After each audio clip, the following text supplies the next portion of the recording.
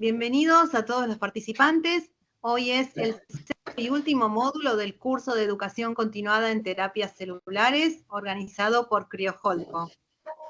El tema que vamos a ver hoy es criopreservación de progenitores hematopoyéticos y nuestra disertante va a ser la licenciada Cecilia Gamba. Cecilia es licenciada en Ciencias Biológicas de la Facultad de Ciencias Exactas y Naturales de la Universidad de Buenos Aires y además es magíster en biobancos y uso de muestras biológicas humanas en investigación médica por la Universidad Católica de Valencia. Además, es profesional certificada en bioterapias avanzadas por la AABB. Actualmente es responsable de los laboratorios de procesamiento de CPH y HLA del Centro Regional de Hemoterapia y del Banco Público de Sangre de Cordón Umbilical del Hospital de Pediatría Juan P. Garrahan. Agradecemos el apoyo, como siempre, de la Asociación Médica Peruana de Patología Clínica, de la Asian Association of Transfusion Medicine y de la Asociación Argentina de Hemoterapia, Hematología y Terapia Celular. Bueno, vamos a dejar las preguntas. Si quieren ir haciéndolas en el chat, pueden hacerlas a lo largo de la disertación o si quieren pueden hacerlas al final de la presentación, como digo, y después les vamos a hacer un recordatorio de las condiciones para el examen de este curso. Bueno, Cecilia, cuando gustes, adelante. Bueno, muchas gracias Diana, gracias Claudio y a todos por la invitación.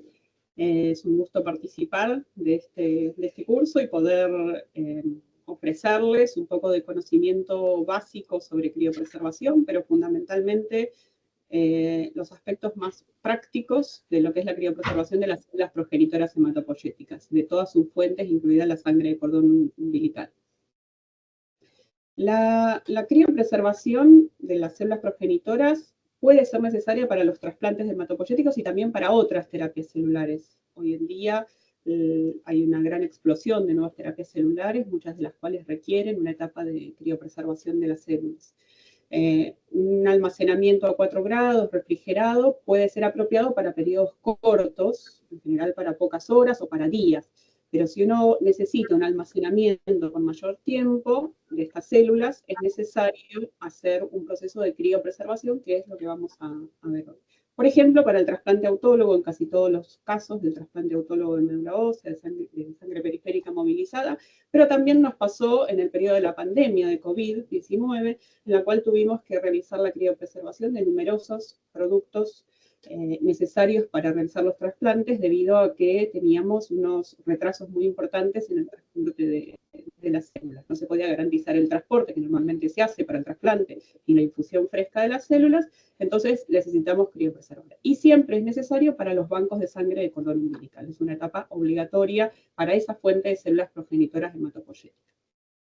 Al principio los protocolos que se usaban de criopreservación se desarrollaron en general de manera empírica, sin entender muy bien y totalmente la criobiología de las células. Hay algunos estudios previos que se habían hecho inicialmente con criopreservación de células de médula ósea de ratón, que daban algunos indicios, y cuando se empezó a utilizar y se masivizó, digamos, la existencia de los bancos de sangre de cordón umbilical y la sangre de cordón como fuente de células progenitoras, sí se empezaron a hacer varios estudios con esa fuente que permitieron evaluar cómo se comportan las células progenitoras durante las distintas etapas en los protocolos de criopreservación.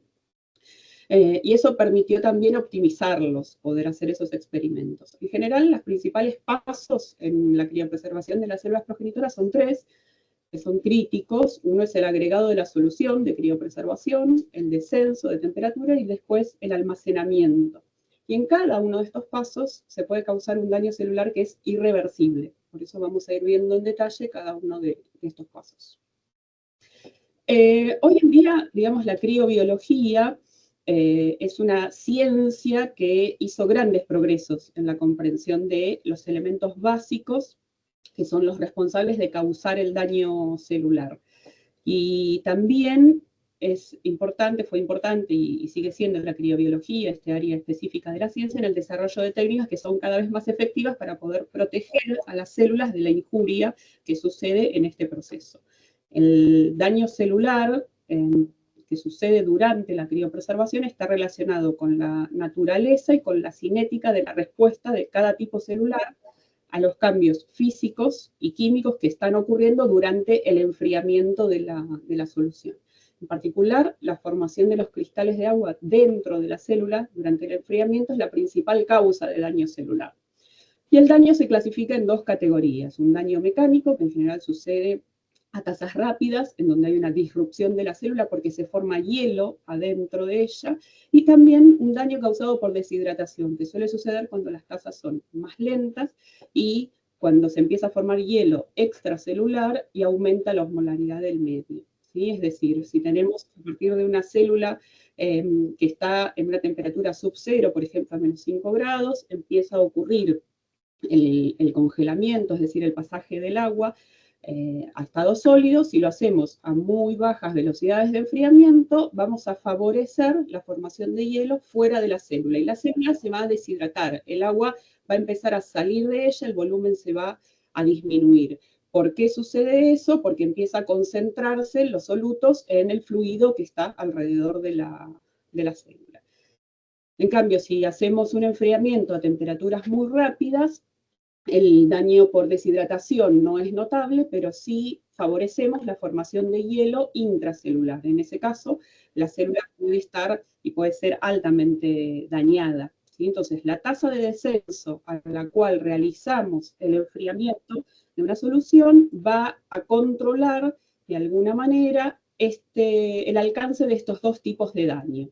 ¿Sí? A una tasa intermedia, uno intentaría entonces minimizar el efecto dañino de estos dos elementos. Por un lado, la deshidratación y por otro lado, la formación de hielo intracelular.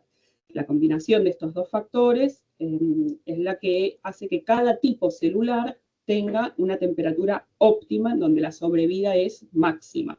Pero sin embargo, si este enfriamiento lo hacemos en una solución acuosa, la sobrevida de las células es realmente muy baja, a menos que utilicemos crioprotectores, que son sustancias que permiten optimizar y disminuyen el daño fundamentalmente causado por la deshidratación. La mayoría de los laboratorios usan una variación de la misma técnica, en el caso de las células progenitoras hematopoyéticas, y es evidente que las células pueden criopreservarse de manera exitosa porque se viene usando de manera rutinaria desde hace ya muchos años, tanto para trasplantes autólogos como para trasplantes autogénicos. Si bien se observan fallas en el injerto, en receptores de trasplantes hematopoyéticos, generalmente la falla no se asocia a la criopreservación de las células, pero hay publicaciones que sí relacionan un retraso en el injerto, fundamentalmente, con fallas durante la criopreservación.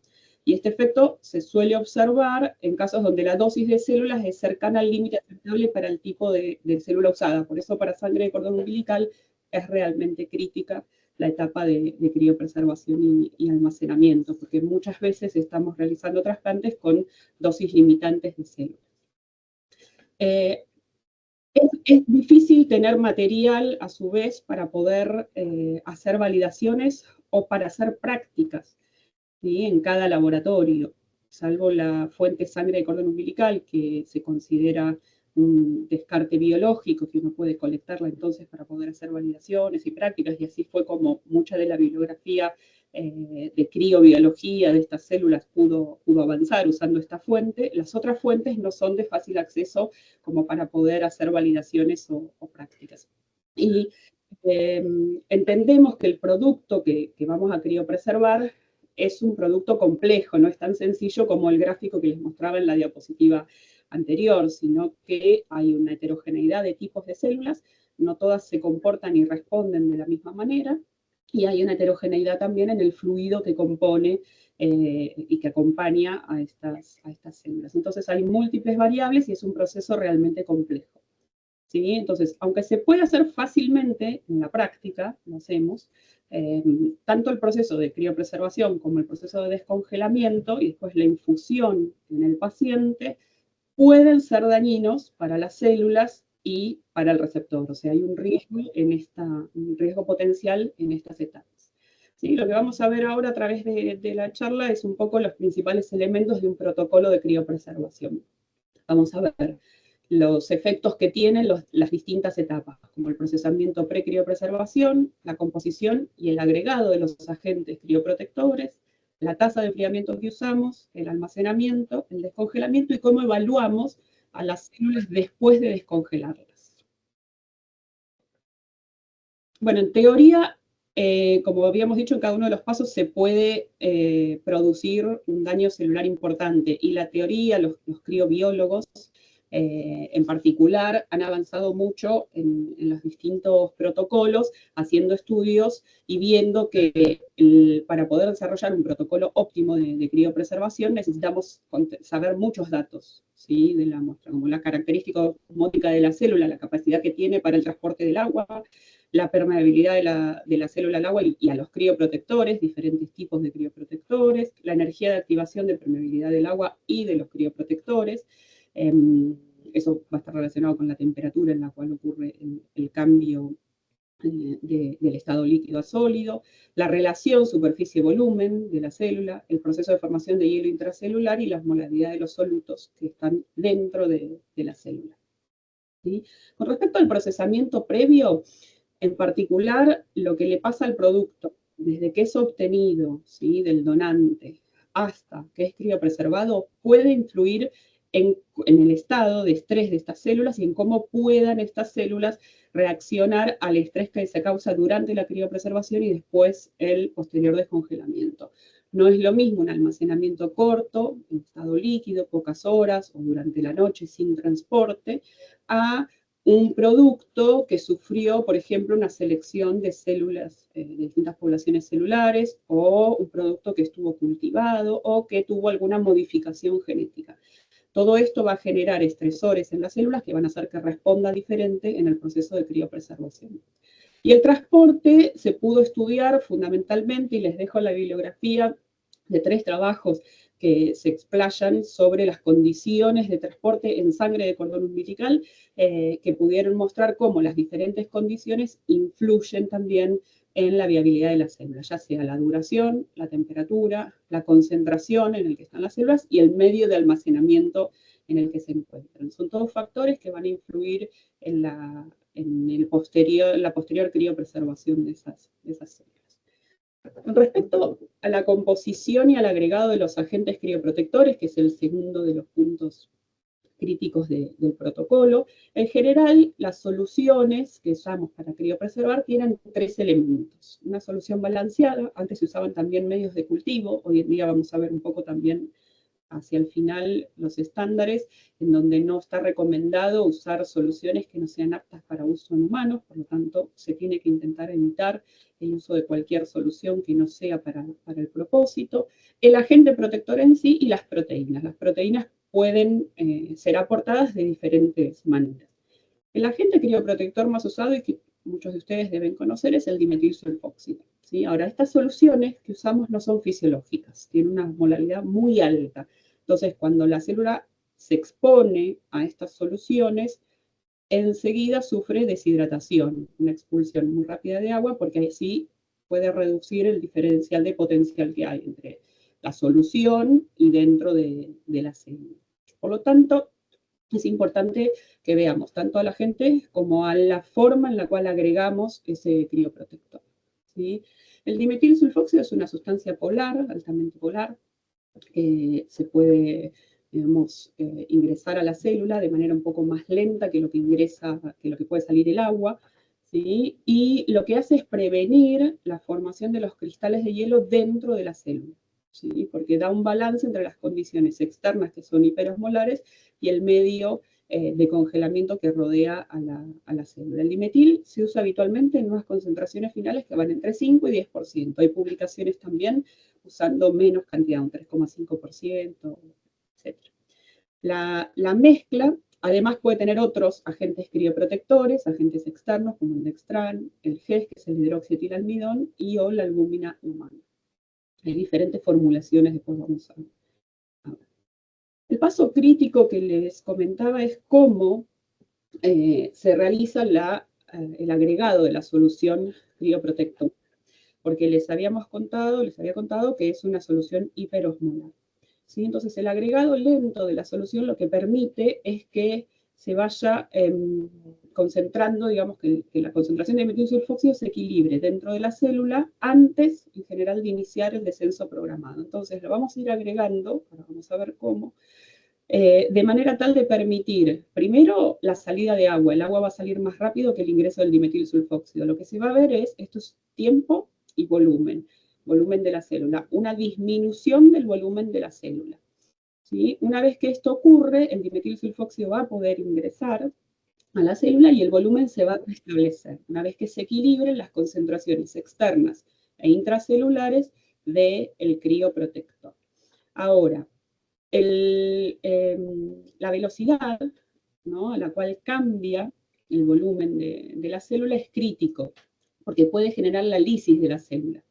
Entonces, uno agrega al dimetilsulfóxido, este gráfico representa el tiempo y esto el agregado de la solución crioprotectora, en pasos en donde se agrega un determinado volumen, se espera que equilibre, esto es volumen en el tiempo, ¿sí?, como este gráfico, pero mostrado varias veces. Vamos agregando muy poco volumen, ¿sí?, de dimetilsulfóxido, permitimos que se equilibre, las células van a perder agua, van a ingresar dimetilsulfóxido, va a volver a su volumen original, vamos a agregar otro poco de dimetilsulfóxido y va a suceder lo mismo, hasta que ya la osmolaridad del medio es alta y cada vez es menor esa variación, digamos, de volumen.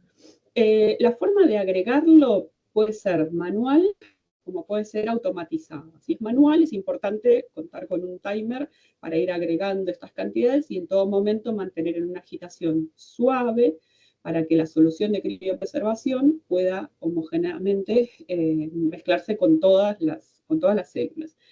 Pero también hay equipos que permiten el agregado como una bomba, por ejemplo, en el tiempo, de manera que no depende ya del operador, sino que está programado. Pero además, otro de los efectos importantes para la adición de la solución crioprotectora es la temperatura a la cual la agregamos. Siempre el dimetilsulfóxido, como es tóxico a temperatura ambiente, tiene que agregarse a temperaturas más bajas, aproximadamente a 4 grados. Entonces, este equipo, por ejemplo, permite mantener enfriado con una placa Peltier, en este caso son unidades de sangre de cordón umbilical, pero podría ser una bolsa grande con células progenitoras hematopoyéticas de sangre periférica o de médula ósea, y mediante una bomba con una jeringa se va agregando de forma pausada y controlada en la solución de criopreservación. Bueno, el siguiente punto de los que veníamos mencionando como críticos en todo protocolo, y este es quizás uno de los más importantes, es la tasa de enfriamiento. ¿Sí? El protocolo que se usa típicamente para la criopreservación de células progenitoras hematopoyéticas para uso clínico tiene 3 etapas, podríamos describirlo en forma teórica. Vamos a ver después unos ejemplos.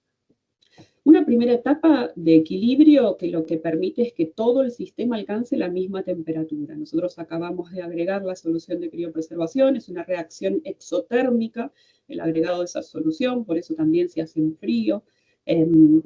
Y vamos a introducir a este producto en una cámara de descenso programado que en la siguiente diapositiva les voy a mostrar cómo es el equipo, ¿sí? Primero vamos a ver la curva y después vemos cómo se logra esto. Una vez que se logra esta fase de equilibrio en donde todo el sistema está a la misma temperatura, se da inicio al descenso programado de temperatura a una tasa lenta, ¿sí? Esta es el número 2, imagínense una línea, ¿sí?, que une los dos números 2. Yo creo que puedo hacer un puntero, ¿no? Ahí se ve el puntero. Entonces, esta tasa de enfriamiento es una velocidad que es óptima dependiendo del tipo de célula de una manera característica. Cada tipo de célula tiene su tasa óptima para el enfriamiento con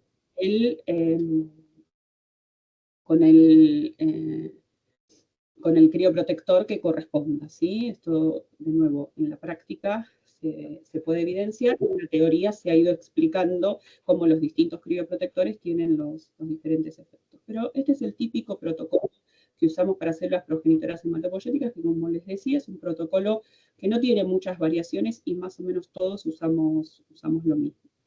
En esta etapa donde la temperatura va bajando a 1 grado por minuto, va a ocurrir el pasaje del estado líquido al estado sólido.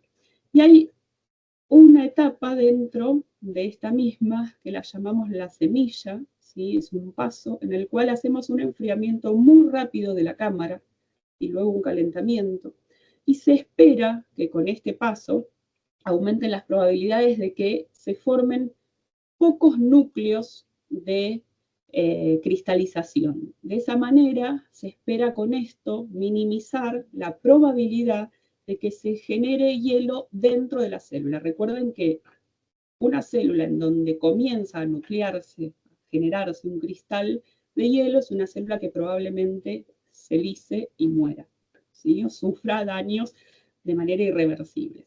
Entonces, este paso de semilla es el que intenta lograr que la criopreservación ocurra en un periodo muy corto de tiempo y que minimice la probabilidad de que se formen cristales de hielo dentro de la célula.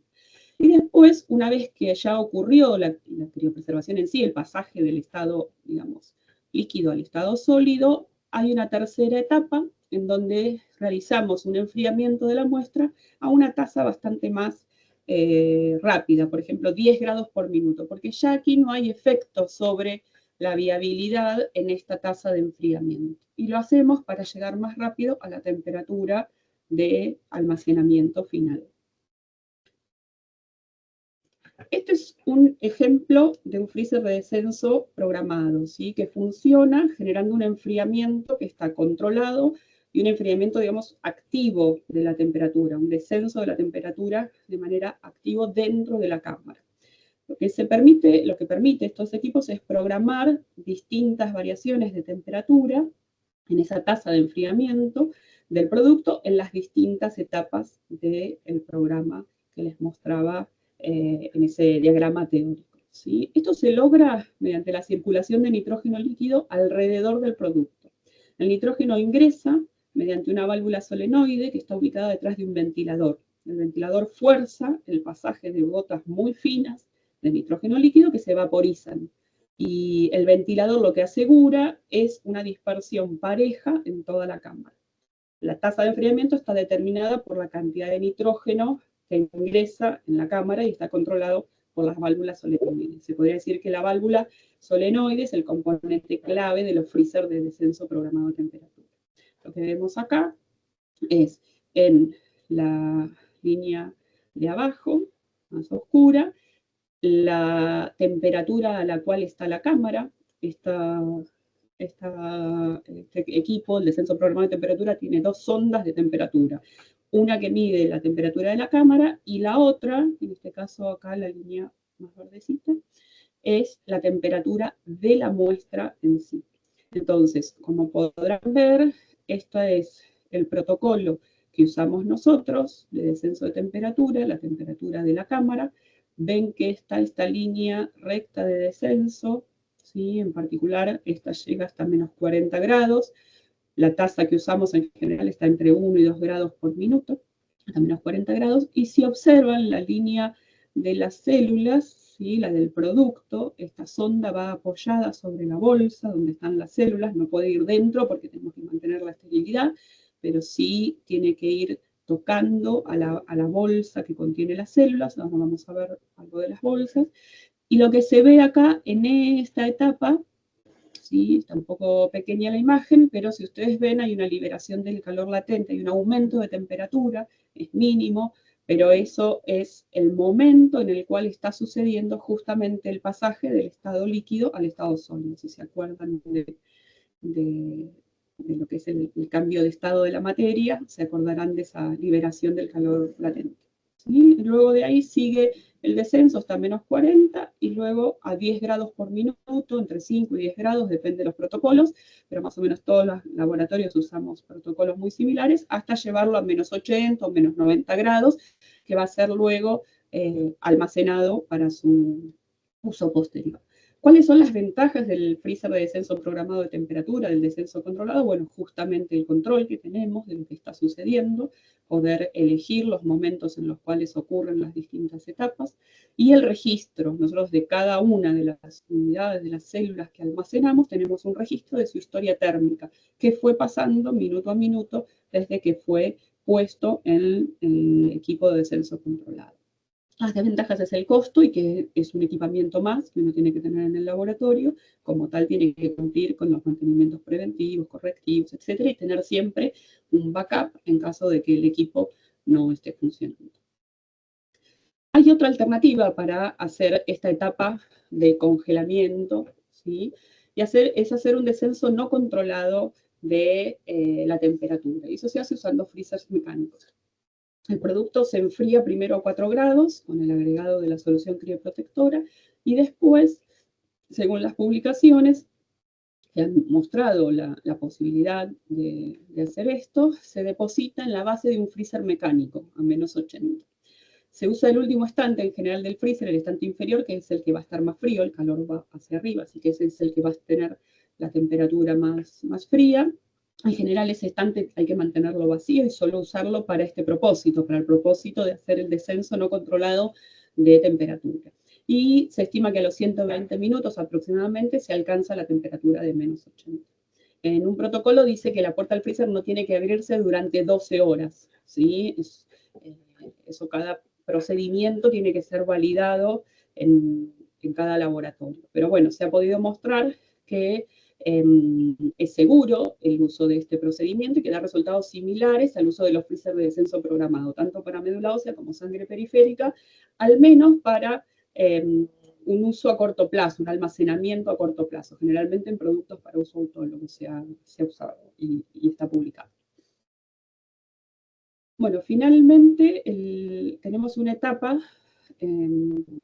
donde también quería contarles brevemente sobre cómo acondicionamos estas unidades, ¿sí? En el freezer de descenso programado, como les decía, en esta zona se pone, y hay un lugarcito específico para que pueda salir el cable, la sonda que va a estar midiendo permanentemente la temperatura del producto. Entonces, eso es lo que va a quedar registrado. Las bolsas que utilizamos para la criopreservación tienen que permitir el rotulado de cada unidad y este rótulo tiene que poder mantenerse después criopreservado, en nitrógeno líquido, en fase de vapor, en un freezer a menos 80, y no se tiene que afectar la integridad, es decir, el rótulo que vamos a utilizar o la bolsa tiene que permitir ese tipo de rotulados que se pueda mantener durante el almacenamiento. En los casos de uso de células, por ejemplo, para trasplante autólogo, el almacenamiento suele ser por periodos cortos, pero en los bancos de sangre de cordón, este es un ejemplo de una unidad de un banco de sangre, del banco de sangre de cordón umbilical, el periodo de almacenamiento puede ser de muchos años, 10, 15 o más años. Entonces es importante que este rótulo se mantenga íntegro a lo largo de toda la vida de esta unidad.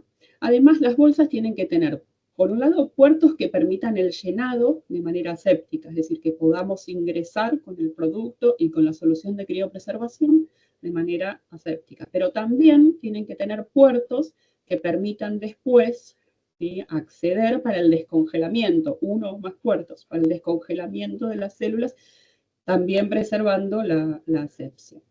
Además, tiene que permitir la posibilidad de mantener muestras representativas. Estos segmentos que ven aquí, ¿sí?, aquí y aquí, se consideran muestras representativas de la unidad, es decir, tienen que estar disponibles estas muestras para los ensayos de control de calidad que necesitemos realizar sin comprometer la integridad de la bolsa primaria, ¿sí?, que tiene el producto celular que va a ser usado en el paciente.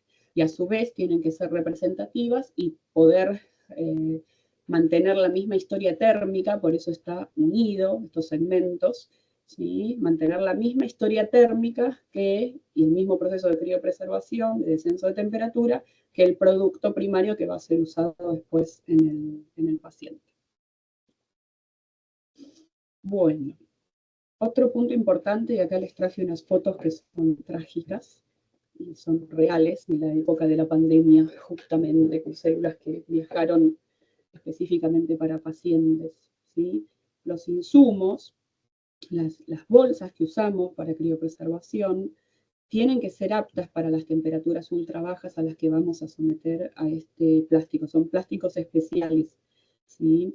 La mayoría de las bolsas plásticas, los plásticos, digamos, comunes, pueden soportar un ciclo de congelamiento y descongelamiento a temperaturas que estén por encima de los menos 40 grados. No sé si alguna vez hicieron pruebas con diferentes materiales en el freezer, incluso de la casa de uno, que suele ser de menos 20 nada más, en donde puede haber efectos en los plásticos y roturas. Bueno, en el caso de necesitar almacenar, como hacemos nosotros, a temperaturas menores a menos 40 grados, la mayoría de las bolsas que utilizamos para criopreservación, ya sea de PVC, de polipropileno y de otros materiales plásticos, se vuelven rígidas y se fracturan si son golpeadas. ¿Sí? Estos son casos reales, fíjense que está criopreservado absolutamente el producto, está ahí, pero la bolsa está totalmente rota, fracturada, ¿sí? Como si hubiera recibido algún golpe. Los materiales que usamos son muy frágiles a temperaturas frías. Hay plásticos especiales, fluorocarbonados, pero bueno, en general el material que usamos tiene que manejarse de una manera con mucho cuidado. Respecto al almacenamiento, en general, cuando estamos hablando de criopreservación, de células progenitoras, el almacenamiento ideal y recomendado es en nitrógeno líquido, ya sea en fase líquida o en la fase vapor. Pero bueno, obviamente que eso requiere tener equipos de almacenamiento especiales y también la provisión constante de nitrógeno líquido. Es un caso de un freezer que está siendo alimentado por un termo de nitrógeno líquido. ¿Sí? Esto es un freezer que está en fase líquida para poder mantener la temperatura que indican los estándares, después vamos a ver. Y este es un freezer de alta eficiencia que permite almacenar células a muy bajas temperaturas, menos de 180 grados, en fase vapor. Y este freezer, por ejemplo, está conectado a una cañería central y está alimentado por un tanque externo. Varios equipos están conectados y eso permite independizarse de los termos dentro del laboratorio. En algunos casos, como no pueden afrontar este tipo de equipamientos, se usan freezers mecánicos, ya sea de menos 80, o ahora hay unos freezers también con otro sistema mecánico que logra temperaturas de menos 150. Pero en el caso de usar un freezer mecánico es importante tener en cuenta la necesidad de tener un sistema de backup y de tener un control permanente, digamos, continuo, porque es necesario tener un plan de contingencia si se cortara la electricidad, por ejemplo. En el caso de nitrógeno líquido, uno puede, una vez que está el nitrógeno, digamos, dentro del equipo, no cargarlo durante un tiempo y así todo mantiene las temperaturas muy bajas. Entonces permite más tiempo para reaccionar ante alguna eventualidad, una catástrofe, una situación, una contingencia en la cual no se pueda seguir alimentando, o por ejemplo cortes de electricidad. El corte de electricidad lo que haría es que no quede registro o no pueda cargar, por ejemplo, automáticamente, pero uno podría cargar manualmente el nitrógeno y así mantener las células a bajas temperaturas. Con un equipo mecánico dependemos de la provisión de electricidad, entonces tiene que estar el plan de contingencia garantizado para, ante cualquier situación, poder mantener la temperatura de las células. Entonces hay un riesgo que hay que evaluar. Bueno, el siguiente de los pasos críticos del protocolo de criopreservación es el descongelamiento, es el paso final, pero acuérdense que también es necesario y puede a su vez también, y es tan crítico como la criopreservación, generar daño en las células. Una vez que criopreservamos las células y las almacenamos, las tenemos que calentar nuevamente a temperatura ambiente para poder infundirlas en el paciente. Y esto lo hacemos en general en un baño con agua caliente a 37 grados, y a diferencia del descenso de temperatura que vimos que se hace en una tasa lenta, este calentamiento tiene que hacerse realmente muy rápido, a más de 200 grados por minuto. Y eso lo logramos simplemente ubicando al producto en un baño con agua a 37 grados. Fíjense que en la foto está la bolsa primaria con las células y el operador está trabajando con una doble bolsa estéril, es decir, el producto es puesto dentro de la cabina de seguridad biológica en bolsas que están previamente esterilizadas, de manera tal que si hubiera alguna rotura de la bolsa, ¿sí?, pueda recuperarse el contenido si ese contenido es único para ese paciente. En general, los productos de células progenitoras hematopoyéticas, y fundamentalmente cuando estamos descongelando, están para un paciente dirigido, suele ser el único producto, aunque se intenta siempre tener un backup, y cualquier desvío tiene que ser contenido inmediatamente porque el paciente ya recibió el régimen condicionante, de manera tal que si no recibe suficientes células y de la calidad necesaria, es posible que no tenga un nuevo injerto, ¿sí? Entonces, por eso es tan crítico la etapa de criopreservación como la de descongelamiento para infusión en el paciente. Cuando descongelamos, en algunos casos es necesario realizar un procedimiento de lavado. En general, el objetivo del lavado de las células criopreservadas, de las células progenitoras hematopoyéticas criopreservadas, es poder remover el debris celular. No todas las células, como comentaba, responden de la misma manera al protocolo de criopreservación y descongelamiento. En general, las células que se criopreservan y que se mantienen íntegras en este procedimiento, usando estos protocolos, son las células mononucleadas, ¿sí? Los granulocitos, los glóbulos rojos y otros componentes celulares no resisten bien el proceso de criopreservación y descongelamiento y se lisan. Entonces, hay necesidad de remover ese debris celular, la hemoglobina libre, poderla limpiar, y el dimetilsulfóxido. No me voy a meter con los aspectos médicos del dimetilsulfóxido, pero sepan que es un criopreservante muy útil y que usamos, pero que tiene grandes efectos adversos sobre los pacientes, dependiendo sobre todo la cantidad de dimetilsulfóxido que tiene el producto y el tamaño del receptor. Entonces, la ventaja de hacer el procedimiento de lavado es disminuir las reacciones adversas que están asociadas a estos componentes. Las desventajas es que cuando lavamos puede haber pérdida de células, que aumenta el tiempo del procesamiento y que también aumenta la probabilidad de contaminación, porque es una manipulación adicional que estamos haciendo sobre el producto. Y todo esto trae aparejado además costos extra, ¿sí? Pero después vamos a ver un poco qué dicen los estándares al respecto. Bueno, el método manual de lavado es relativamente sencillo y lo que se hace es una solución de lavado, partes iguales. Este es uno de los, digamos, de las recetas, hay varias también recetas, pero una solución de albúmina y GES, hidroxietilalmidón, de bajo peso molecular, se utiliza como solución de lavado. Una vez que se descongela, se le agrega un volumen igual al del producto. Eso logra hacer una dilución del dimetilsulfóxido, de manera tal que lentamente puede ir saliendo de la célula y ser reemplazado por agua. Se centrifuga, se saca el sobrenadante y el producto es reconstituido en la misma solución de lavado para su infusión en el paciente.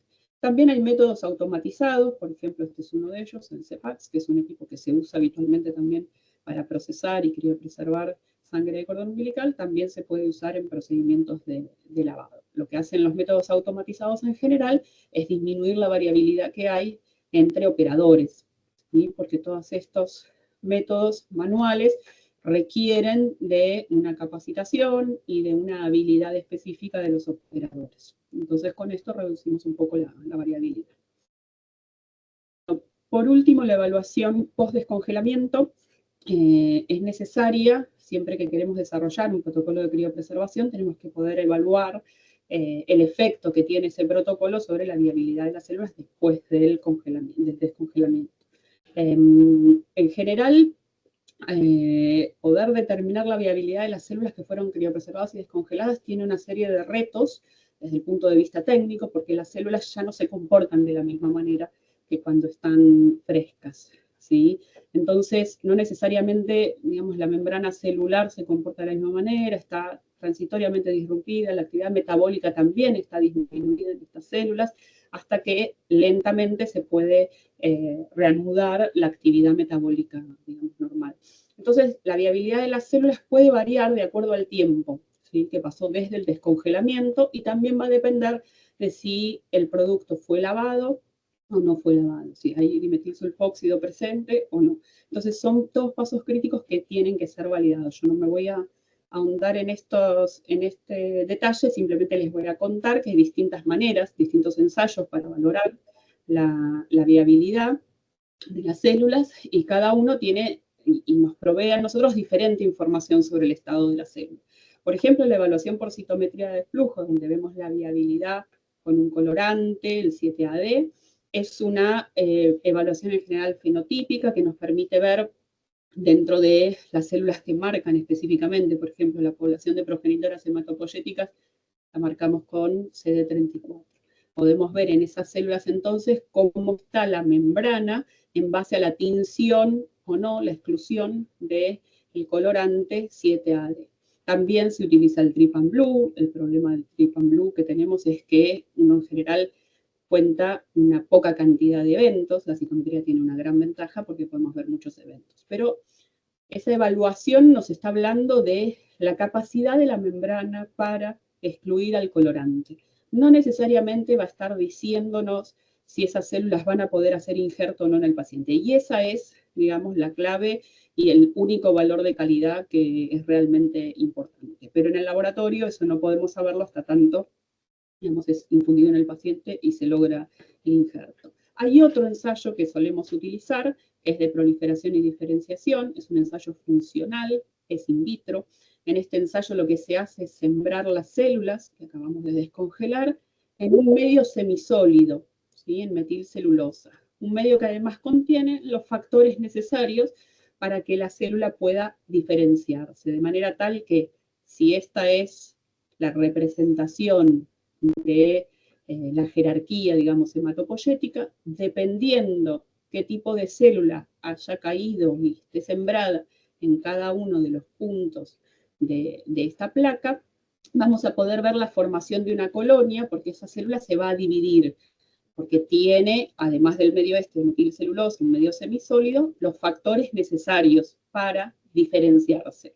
Entonces podemos ver, por ejemplo, la formación de una colonia de eritroblastos, y eso se ve en el microscopio. Todas estas provienen entonces de un, acá no veo porque está muy pequeño, perdón, de un progenitor específico mieloide de glóbulos rojos. ¿Sí? En cambio este, por ejemplo, de un progenitor granulocito macrofágico, etc. De esa manera podemos también evaluar entonces in vitro, ¿sí? De nuevo es un dato más, es adicional. La idea es juntar evidencia cuando hacemos un protocolo nuevo de criopreservación, juntar evidencia de la que podemos, en este caso, por citometría de flujo, más un ensayo funcional in vitro para poder evaluar si ese protocolo que estamos haciendo realmente mantiene la viabilidad de las células. Les dejo, no sé si después pueden compartir, pero cualquier cosa queda, poco más de bibliografía adicional. Hay mucha bibliografía sobre criopreservación, y paso a hablar brevemente para ir terminando de los estándares de calidad. Voy a hablar algunos ejemplos de estándares específicos. Me centro en la parte de criopreservación de la ABB, de FACT-JACI y de NETCO-FACT. Unos ejemplos para que puedan ver qué dicen los estándares con respecto a la criopreservación, porque son bastante prescriptivos en algunos casos, ¿sí? Por ejemplo, uno de los estándares del ABB de terapia celular, la edición número 11, el estándar 5931. Dice, cuando los productos criopreservados son enviados, son transportados, la temperatura del contenedor tiene que estar continuamente monitorizada, ¿sí? O sea, ahí no hay excepción. Si vamos a enviar, por ejemplo, esto es un dry shipper, ¿sí? Es un contenedor especialmente diseñado para ser cargado con nitrógeno líquido, tiene un material absorbente, se carga con ese nitrógeno, lo que hace es mantener un equilibrio con el nitrógeno vapor que está acá en el medio, ¿sí? Y permite transportar las células a temperaturas ultra bajas. ¿Sí? Los estándares también dicen que la temperatura de transporte tiene que ser en todo momento para estas células, tiene que ser menor a menos 150 grados. Entonces acá lo que vemos es un recorrido, en este caso, de un producto para trasplante que fue enviado desde el laboratorio de procesamiento hasta el centro de trasplante, un centro de trasplante cercano. Entonces acá vemos la historia de la temperatura hasta que llega al centro, hacen una primera evaluación y aquí sacan directamente las células para su uso en un trasplante. Esta es una foto de ese mismo contenedor del cual es este registro de temperatura. Hay una sonda que en todo momento está midiendo la temperatura interna. Otro de los puntos claves de los estándares de ABB para terapia celular apunta específicamente a la criopreservación y dice debe hacerse usando un procedimiento de descenso programado de temperatura o un procedimiento equivalente validado. Eso era lo que yo les mostraba de esas publicaciones en donde en lugar de usar un descenso programado utilizan un freezer de nitrógeno. Si uno no va a usar un descenso programado de temperatura, el descenso lo tiene que validar además, ¿no? Sí, todo procedimiento hay que validarlo, pero si no va a usar eso, tiene que usar un procedimiento equivalente que esté validado. Hay requerimientos especiales para sangre de cordón umbilical, al menos tiene que haber, por ejemplo, 2 segmentos íntegramente unidos, criopreservados con el producto, vieron las fotos que les mostraba. La identidad del producto, tengo muy pequeña la pantalla para poderlo ver, la identidad del producto y los segmentos tienen que ser confirmados por 2 individuos o un individuo y un equipo electrónico. ¿Sí? Eso también es muy prescriptivo, el estándar fundamentalmente también para sangre de cordón umbilical. Y los productos criopreservados de sangre de cordón tienen que estar almacenados a temperaturas menores a menos 150 grados.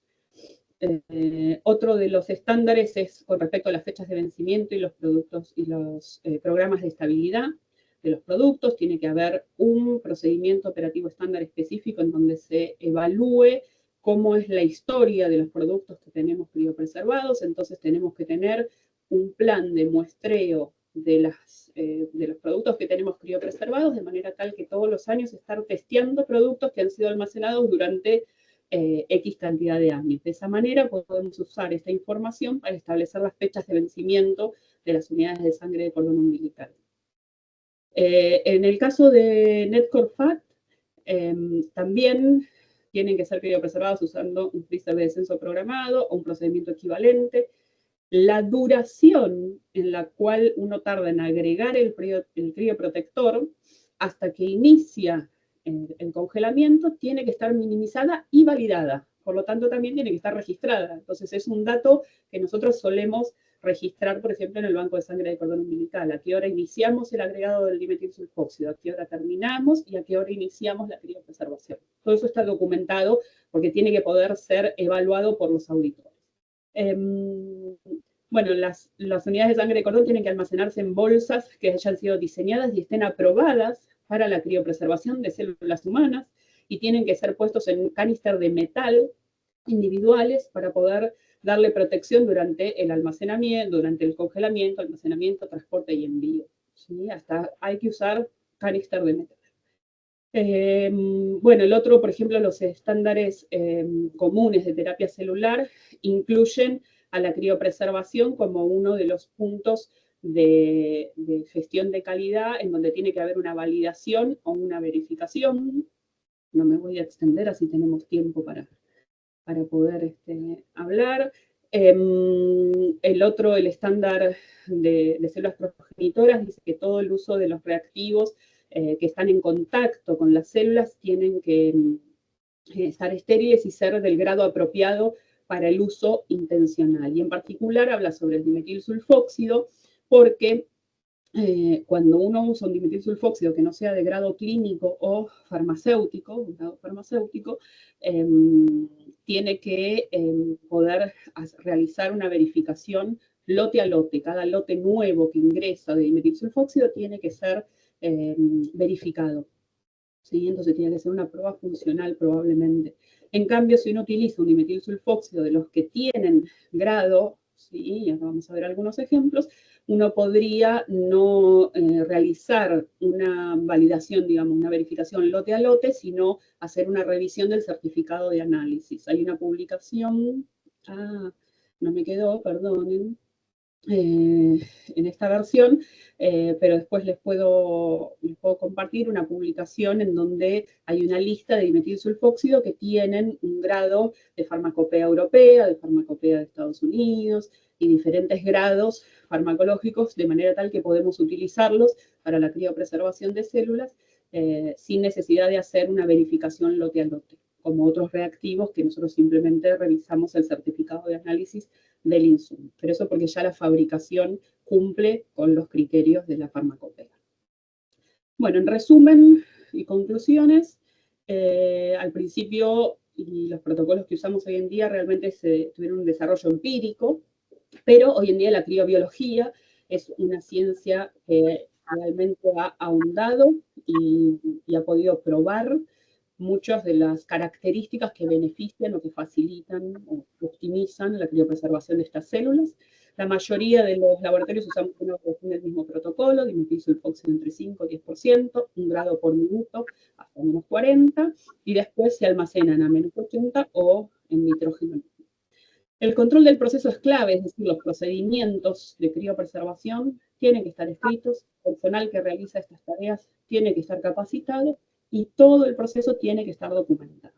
El control de calidad de los productos que sufrieron algún desvío durante el procesamiento, ¿sí? Es necesario antes de poder liberar esa unidad para uso clínico.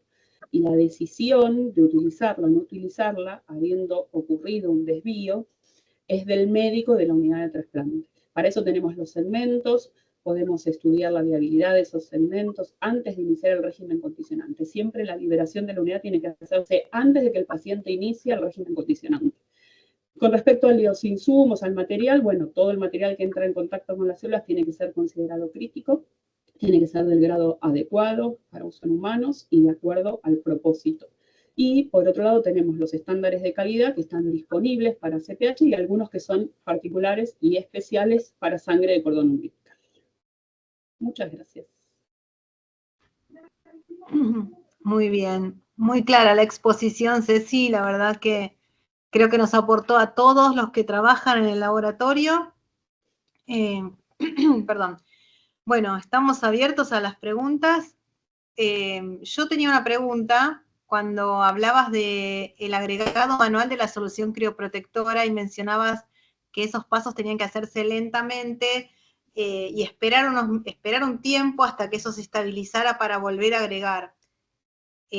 ¿Cuánto tiempo es ese más o menos? ¿Qué son minutos? ¿Cuánto? Un grado es 1 mililitro por minuto, se estima aproximadamente. En general uno pone un timer y va agregando lentamente. Depende de la concentración de la solución que uno use, porque hay diferentes formulaciones para el agregado del dimetilsulfóxido. Pero si uno está usando un dimetilsulfóxido al 50%, por ejemplo, depende de eso fundamentalmente. Y lo importante es validarlo, que no tiene efectos negativos sobre la viabilidad de las células. En la medida que uno lo valide, puede demostrar que esa tasa que está usando no tiene efecto. Y siempre usar la misma tasa, ¿no? Obviamente. Por eso esto está escrito en el protocolo específico.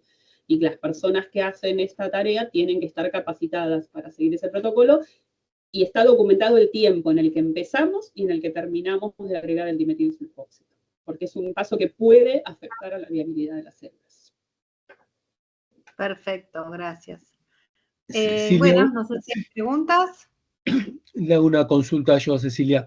En aquellos laboratorios que no cuentan con ultra freezers y tienen un problema puntual con el descenso programado, la opción de ponerlo en la faja gaseosa como plan B, ¿puedes hacer algún comentario? Sí, eso está publicado, yo tampoco me explayé en eso, pero hay trabajos específicamente que cuentan y que han demostrado qué pasa si falla el descenso programado, en qué etapa del descenso programado es la falla y qué acciones tomar cuando ocurre esa falla. Eso uno lo puede tener escrito ya y también entrenado al personal, porque no es lo mismo el efecto que va a tener. Si la falla ocurrió antes del cambio del digamos, de la fase líquida a la fase sólida, entonces ponerlo sobre el en fase vapor de nitrógeno líquido va a tener un efecto muy detrimental. Eso está probado. En cambio, si la falla ocurre o deja de funcionar pasado ese estadio, uno lo que está haciendo es adelantar la etapa en la cual hace el descenso rápido de temperatura. Pero como ya ocurrió la criopreservación, va a tener un efecto menor. Entonces, depende en qué etapa sea la falla, va a ser la gravedad de la situación. Y eso está publicado.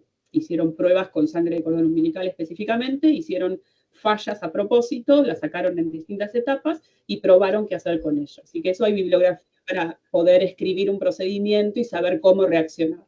Y saber que, bueno, las células que estuvieron expuestas a esa falla, tener los segmentos para hacerle los controles de calidad. A veces falla también el registro y en realidad no sabemos lo que pasó porque falló el registro. A veces hay registros que sabemos que no son, que entendemos, que no son fidedignos con la temperatura del producto. Eso también está publicado y hay un libro en particular sobre criopreservación de estas células en donde también se detalla bastante las distintas fallas y hay ejemplos. Y creo que todos los que trabajamos en estos laboratorios tenemos ejemplos de fallas. Y lo que tenemos que hacer son los controles de calidad. Fundamentalmente es eso, tener los segmentos disponibles para poder hacer viabilidad por citometría de flujo y los ensayos funcionales. Eso es lo que hacemos nosotros, por lo menos, cuando falla, antes de liberar esa unidad para su uso clínico. Seguro.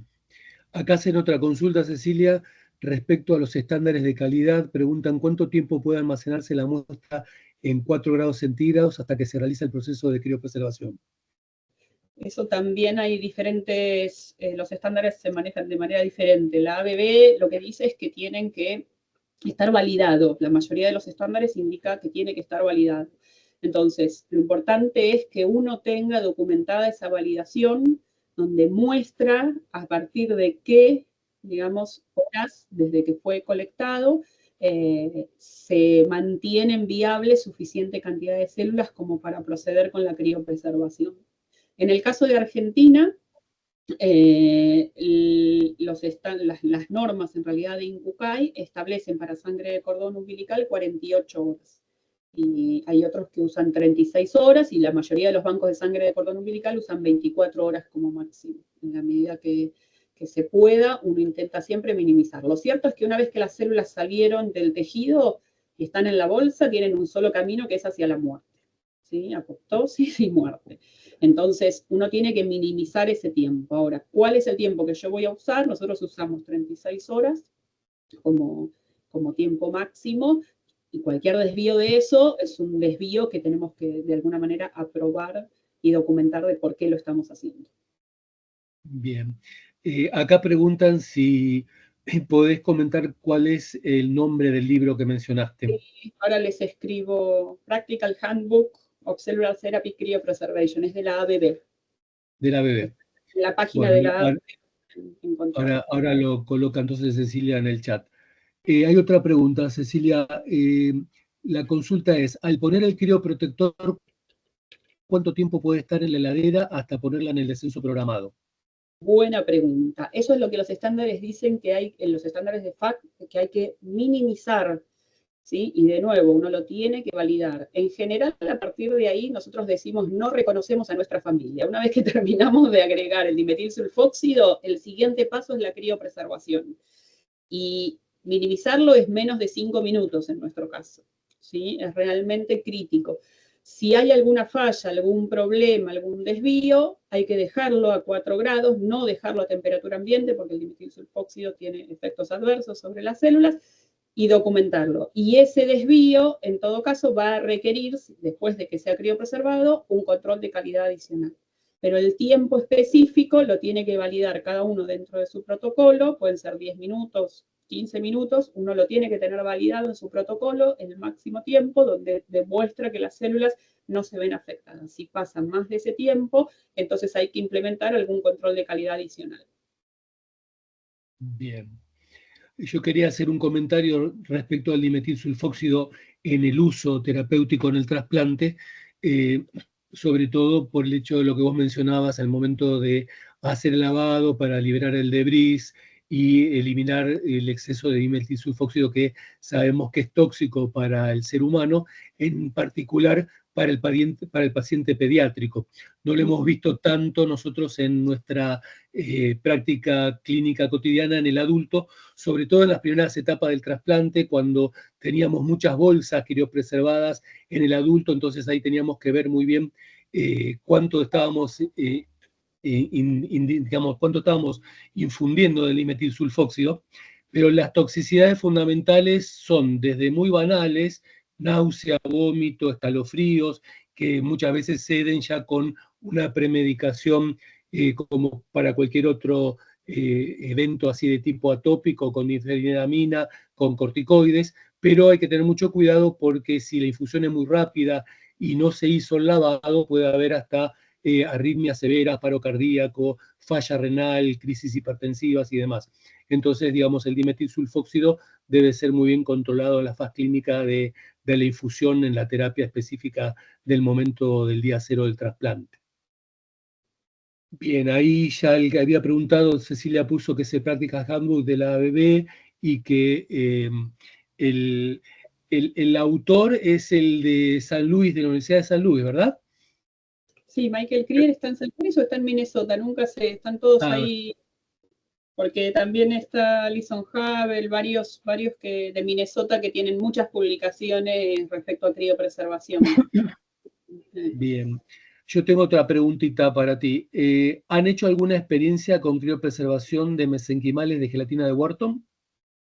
No yo personalmente, la que se encarga de eso es Valeria Roba, que es investigadora de CONICET. Nosotros estamos desarrollando algunos protocolos de investigación. Ella en particular estudia las células progenitoras mesenquimales de gelatina de Wharton, pero bueno, si quieren alguna pregunta específica, le podemos preguntar a ella, que va a poder responderles. Pero en principio los protocolos son bastante similares. Bien. Acá Mirta Fernández vuelve a consultar. Al descongelar una muestra para su uso, ¿cuál es la viabilidad requerida y la obtenida en su descongelación, ya que pierde viabilidad al congelar y también pierde al descongelar? Claro. Sí, eso depende mucho de cómo medimos la viabilidad, por un lado, con qué técnica, es lo que les contaba, que hay varios retos técnicos, y por otro lado, de cuál de todas las células estamos hablando. Cuando hacemos los ensayos de viabilidad post-descongelamiento por citometría de flujo, nosotros podemos ver la viabilidad total de las células CD45 positivas, en donde están incluidas todas las células de origen, digamos, hematopoyético, y podemos ver la viabilidad específica de las células CD34 positivas. ¿Sí? Cuando miramos la viabilidad de ambas, en general la de las células CD45, que serían las células totales, lo que observamos es que puede haber hasta un 50% de células viables y el resto no estar viables. Sin embargo, la viabilidad de las células CD34, que son las que realmente logramos criopreservar y preservar adecuadamente con este protocolo, puede ser arriba del 80%, 90%. Los estándares también y la FDA tienen requerimientos específicos y recomendaciones. Y de nuevo, lo que sucede con células progenitoras hematopoyéticas, a diferencia, por ejemplo, del banco de sangre, es donde lo que piden los estándares es validación para cada uno de los procesos que hacemos. Y la validación es que cada laboratorio tenga sus propios datos, su plan de validación armado, sus propios datos y pueda mostrar que esas células descongeladas con ese protocolo, con esa viabilidad, cuando fueron infundidas en los pacientes, obtuvimos buenos resultados clínicos. Entonces, ese es el dato último que podemos mostrar nosotros desde los laboratorios, es el resultado clínico. Lo otro son valores o valoraciones indirectas. ¿Sí? Entonces, podemos saber cuál es la viabilidad de las células o incluso los ensayos funcionales in vitro que les contaba de unidades formadoras de colonia. Pero el resultado final y el que vale para una validación clínica es que el paciente haga engrafado. Claro, seguro. Sí, eso es clave. Digamos, la clínica y la evolución de ese implante, sobre todo en cordón, que sabemos que como la celularidad es más escasa, siempre vamos a tener implantes más tardíos, sobre todo en plaquetas y demás, pero sí es clave y esa validación clínica es fundamental. Algunos bancos hacen, como vos mencionabas, los cultivos de células utilizando la posibilidad de ver cuántas unidades formadoras de colonias se generan y demás, pero esto no ocurre en todos lados. No, claro. Y ahí nosotros, por ejemplo, cuando uno quiere validar ese ensayo, nosotros lo realizamos como control de calidad, pero cuando lo queremos validar, no necesariamente, y eso hay bibliografía a favor y en contra, no necesariamente correlaciona la cantidad de células que obtenemos del segmento con la cantidad que obtenemos de la bolsa primaria. Cuando nosotros descongelamos, hacemos ensayos para ver la correlación y si el segmento nos puede dar suficiente información. Nosotros no obtuvimos buenos resultados, solo usamos como criterio crece o no crece, ¿sí? Usamos como un resultado cualitativo, pero no cuantitativo. Y hay publicaciones de grupos internacionales en donde algunos encuentran correlación y otros no encuentran correlación cuantitativa de esos estudios. Entonces sí es importante también tenerlo de nuevo validado cada uno en su centro. Hay muchas variables que están en juego cuando se trata de estos procesos complejos de criopreservación y descongelamiento. Entonces, nosotros lo usamos como un criterio de liberación de las unidades de sangre de cordón umbilical que crezcan colonias a partir de un segmento. Cecilia, de mi parte la última. Hoy por hoy ustedes, para preparar el dimetilsulfóxido, ¿con qué lo están preparando? Nosotros, para todas las criopreservaciones de células progenitoras que hacemos, tanto de sangre de cordón umbilical como sangre periférica movilizada o médula ósea, porque en nuestro laboratorio se usan todas las fuentes, ya compramos un dimetilsulfóxido de grado clínico y lo usamos con el Dextran ya premezclado, un 40% peso en volumen. Pero ya compramos la mezcla aprobada, digamos, para este uso. Bien, ok. Bueno, no sé si hay alguna pregunta más en el chat. Hay una pregunta ahí también, Claudio. Alguien pregunta, bueno, ahora son dos ya. Una pregunta, ¿cuál es el CD34 ideal requerido por protocolo? Y es una pregunta médica, esa para el uso clínico de las, supongo yo, de las ¿Se células. estará refiriendo para trasplante o para uso? Claro, me imagino que si querés podés abrir el micrófono que hizo la pregunta para aclararlo. Y podemos seguir con la otra mientras... Sí. Dice, en el proceso de criopreservación de CPH, ¿lo ideal sería infundir 1 mililitro de dimetilsulfóxido por minuto? Sí, no es infundir, sino que es el agregado, ¿no?, al producto. Depende de, como les decía, la concentración de la solución crioprotectora, de la cantidad de dimetilsulfóxido que tenga la solución. Hay distintas formulaciones. Por ejemplo, la que usamos nosotros es un 50% de dimetilsulfóxido, 55%, y entonces dependiendo de cuán concentrada sea la solución que uno va a utilizar, es la velocidad a la que tiene que agregarlo para permitir esa estabilidad. Pero en promedio uno podría decir que es 1 mililitro de la solución de criopreservación por minuto. Pero de nuevo, esto no está en los estándares, hay bibliografía, uno tiene que basarse en la bibliografía cuidadosamente, porque si uno está haciendo una modificación del protocolo, no está haciendo exactamente lo mismo, tiene que validarlo. Y aunque haga exactamente lo mismo, que un protocolo que ya está validado, tiene que verificarlo. O sea, no hay escapatoria. Y la pregunta ahí aclararon, es para criopreservar una muestra de hematopoyética. O sea, depende, el tema del CD34 de la dosis, depende de la fuente de células progenitoras hematopoyéticas de la que estemos hablando. No es lo mismo una fuente de sangre periférica que una fuente de sangre de cordón umbilical o de médula ósea. Y eso, la dosis requerida para el paciente la define el médico. Y eso está relacionado fundamentalmente con la patología también del paciente y con que si es un trasplante autólogo o alogénico. Pero bueno, si hay una pregunta específica, no dejé mi correo, pero si alguien quiere hacer alguna pregunta, les paso ahí mi correo específicamente. Sí, igual aquellos que no tuvieron la participación en el primer módulo donde se habló sobre trasplante de progenitores hematopoyéticos, ahí van a poder verlo, tenemos en nuestro canal de YouTube. Igual de todas formas puedo comentarlo ahora respecto al tema de sangre de cordón umbilical. la dosis celular infundida es muy importante y tenemos que tener en cuenta ahí dos eventos. La última publicación de DEN del 2019 habla de que para el caso de las mononucleares tiene que ser entre 2 y 3 por 10 a la 7 por kilo de peso del paciente, y en el caso de las CD34 positivas, que son las células madres per se, entre el 2 y 2,5 por 10 a la 5 por kilo de peso del paciente. Y siempre hay que tener en cuenta que fundamentalmente para el implante, más allá de esta celularidad medida por citometría de flujo y por las cuentas que se hacen en base a los kilogramos que pesa el pacientito, es fundamental la disparidad o el full match del HLA para el prendimiento, ¿no?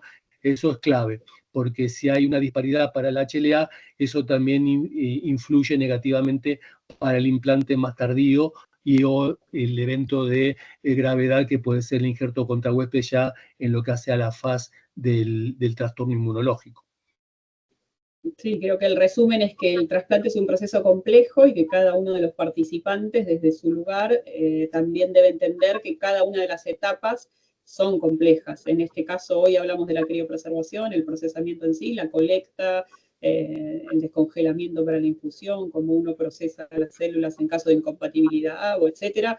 Los que pudieron participar habrán visto eso, la complejidad que tiene este proceso, donde cada uno desde su pequeño lugar aporta lo mejor para el éxito del trasplante. Bueno, Cecilia, desde ya muchas gracias. La verdad que fue una presentación bien práctica del que está trabajando en esto. Hay muchos agradecimientos que lo estamos recibiendo tanto en el chat como en nuestros celulares acá a nuestro lado.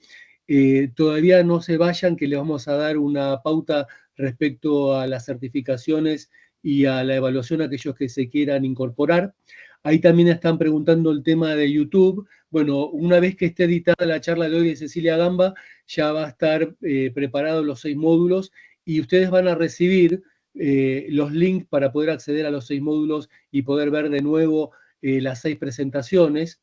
Aquellos que quieran presentarse a la evaluación final, es una evaluación final que lo que pretende es precisamente dar pautas de educación continuada, no es un examen que se va a poner un día y una hora específica para rendirlo, sino que ustedes van a tener entre el 1 de agosto y el 15 de agosto la posibilidad de acceder a todas las preguntas que son de elección múltiple y que les van a permitir volver a ir a escuchar y ver las presentaciones para poder fijar las pautas que trataron de cada uno de los expositores, llevar a realmente a un proceso conceptual cada una de las temáticas para que quede en claro y en conocimiento de la cultura general para aquellos que no trabajan en esto y puntualmente para aquellos que sí trabajan en esto, poder haber mejorado el expertise en la práctica cotidiana.